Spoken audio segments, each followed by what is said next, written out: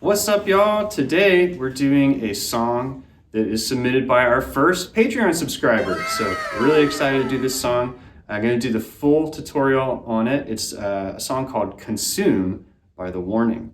And I wasn't previously aware of this band, so I'm really excited to dive into this song for y'all today.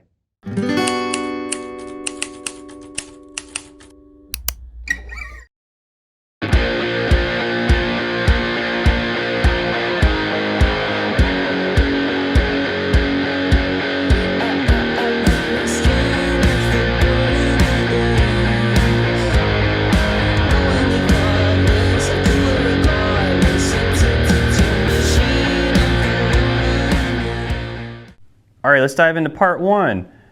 So first thing to mention, we're in E flat standard. So you're going to tune all your strings down a half step.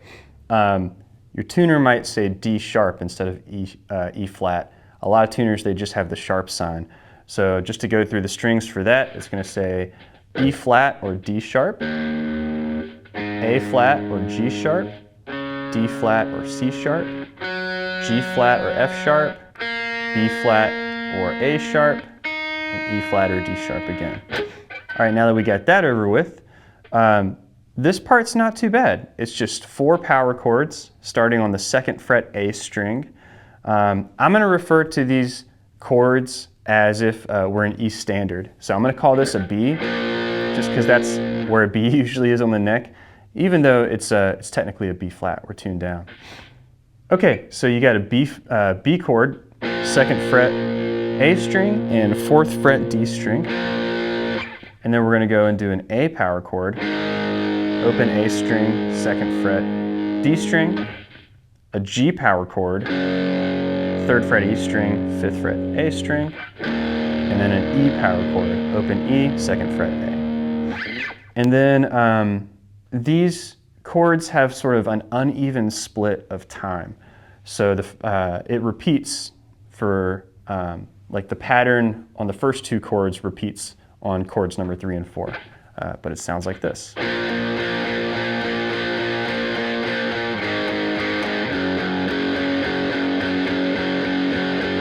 So that's a measure and a half on your first chord, half a measure on the 2nd chord, and then it repeats. So you got 1, 2, 3, 4, 1, 2, 3, 4, 1, 2, 3, 4, 1, 2, 3, 4. And that's part one. That's the intro and the verse. I'm doing 8th notes there. So that does it for part one.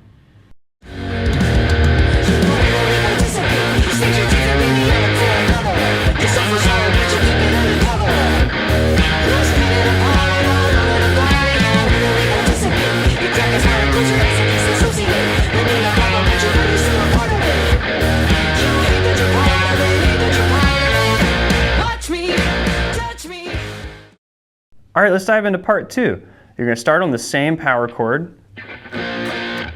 So you got this B power chord, and you're going to strum it 3 times. You do 2, mute, and then another one. And then you're going to go like this.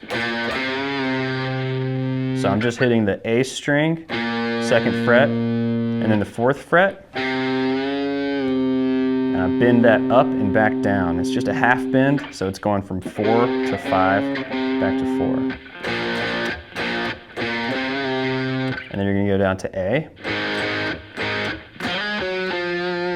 So that's a same pattern, that 1, 2, mute, 3. And then this time we're going to slide all the way up to 7 on D, 5D, and 4D. So.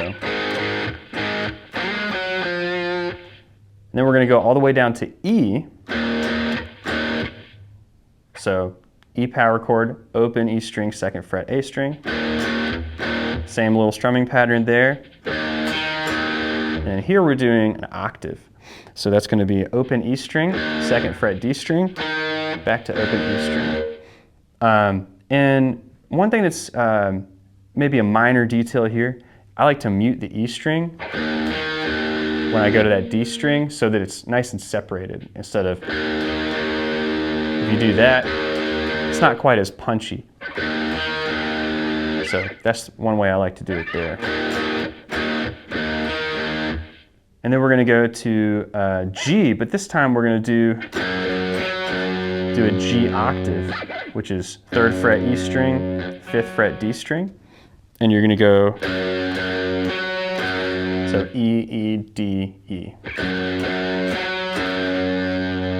And then down to this F sharp, 2nd fret E string. Now this is an interesting part here. You have to do 3rd fret B string and 3rd fret G string afterwards. So it's kind of a stretch there, or a big string skip. So the whole thing all together slowly is this.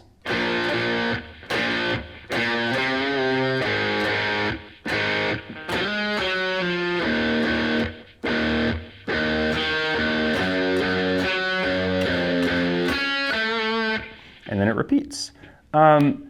Once I feel comfortable doing that, I just kind of naturally add in a little bit of right hand stuff, maybe a little like muted strums, you know.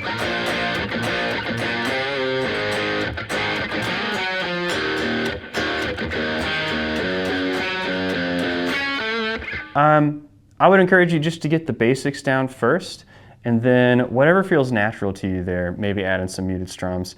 But maybe don't overthink that at first. Just get that main part down. And that does it for part 2.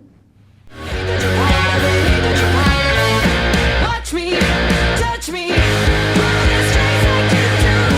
Love me, hate me, I will hold it to you. Shovel it down, my soul, wash it down with remorse. Make me be perfect for you. All right, let's jump into part 3.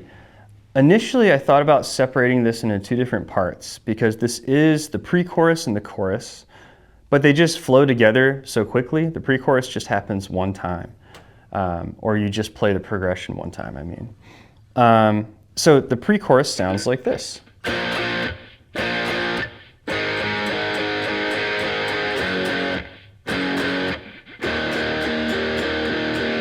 So that's just going to be a 2nd fret power chord, or a B again. And you hit that 2 times, mute, 2 times, mute. And then you strum the A power chord for a full measure. Then you're going to repeat that pattern on your G power chord and E power chord.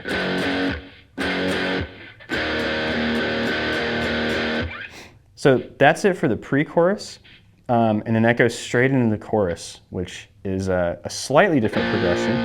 You do B, A, G, and F sharp.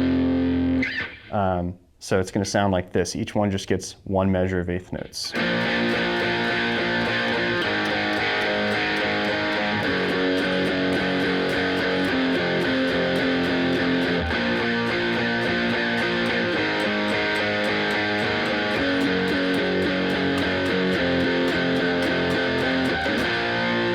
And actually the first chorus just goes through it 1 time, but I believe later in the song it'll go through it a few times. So that does it for part 3. Perfect for you.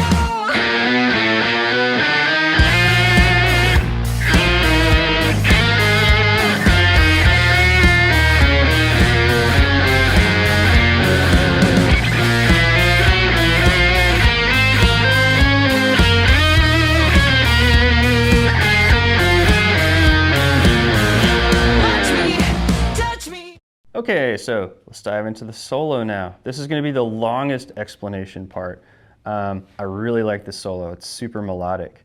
I'm going to play the first phrase for you. So it starts out like this.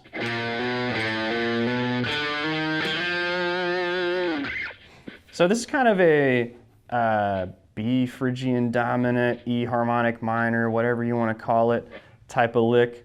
There's a little bit of chromatic movement happening here as well, so you can just call those like passing tones. But if you've got an idea of what scale you'd consider this, drop it in the comments below.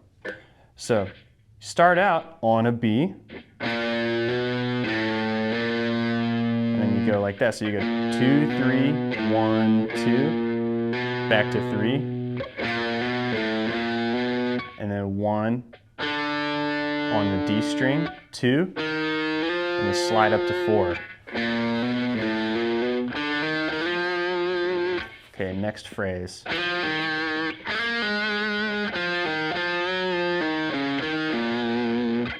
Okay, so now what we're doing is sliding from 2 to 4 kind of quickly on the D string.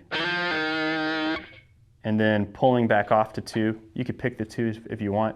I didn't really get into the nitty-gritty of, are they doing a slide or a bend on some of these parts, or a pull-off or a hammer-on. I'm doing it pretty close, but if you think that it sounds like a hammer-on and I'm doing a slide or something like that, then do your hammer-on, whatever you think sounds better or feels better to you. So, slide to 4, pull off to 2, do the same thing on the G string. Now we're going to go back to 4 on the D string. So 4, 2, and then we're doing our little half bend on the 4th fret, kind of like we did on that one riff on the A string, but this is on the D string. 4 to 5 and back down. And when I say 4 to 5, I just mean you're bending from the 4th fret to the pitch on the 5th fret. So if you want to intonate your bend, go like that, and then use your ear to get to the same place that it was. Back to 2, and then you're going to go, so that's going to be 5A, 2D, and 2A. So we have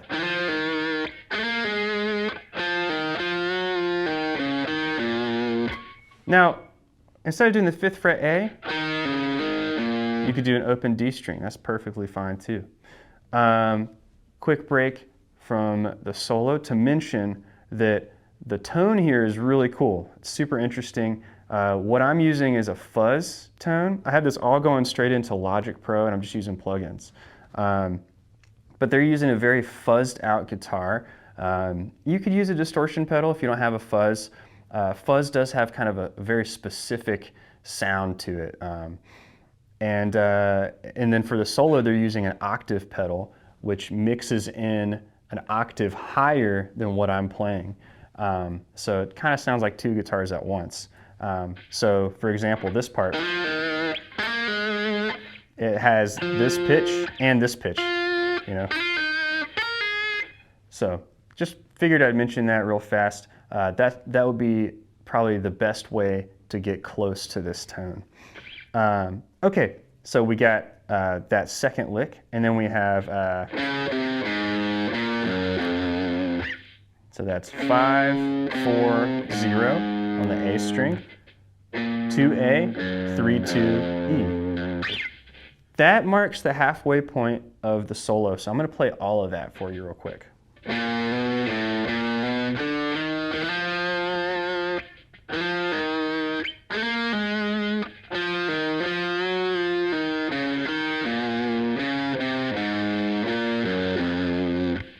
So that's our halfway point. The next lick that you go to from there is this.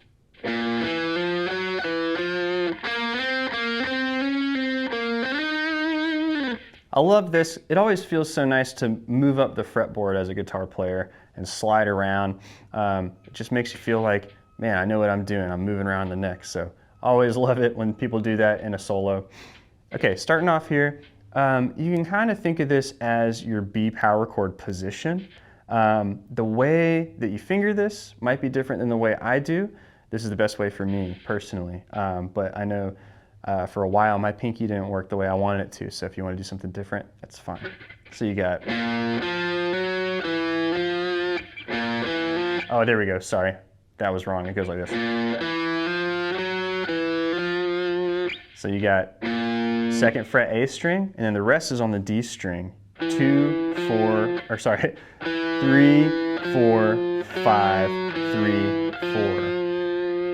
And I'm just doing it like that so I don't have to move positions, but you could, you know, if that's a little easier for you, do that, that's fine. And then you stop on the 4th fret there, and now you're going to move up to the 4th fret on the G string. slide from 4 to 6, and then hammer from 4 to 6. So 4, 6, 4, 6, 7, 6, 4, and then you can slide, I slide from 6 here up to 9, but it doesn't really matter because it's whatever note you slide from, it's not really getting its own time. It's a little grace note.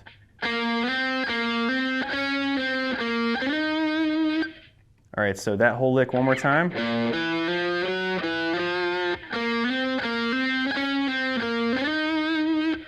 All right, let's start from there.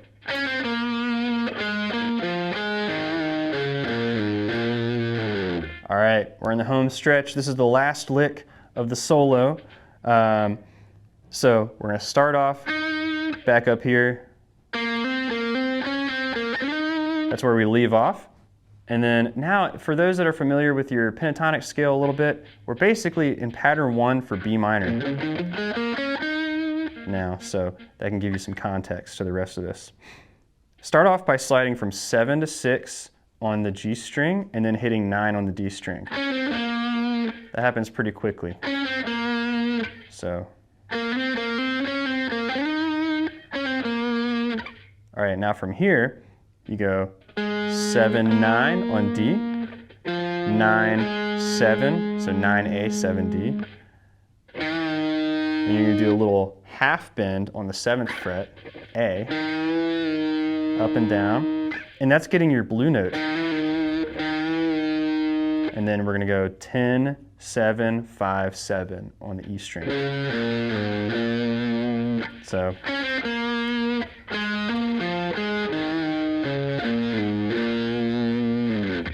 And that does it for the entire solo.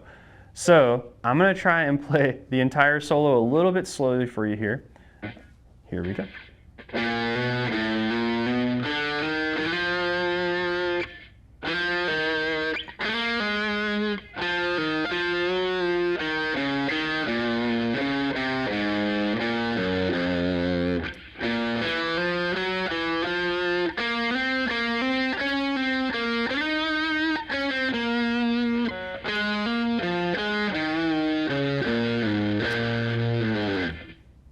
So that's it for the solo. If you wanted to, on that last B on the 7th fret E string, you could hit that twice because they come right into that pre-chorus, part 3, right there.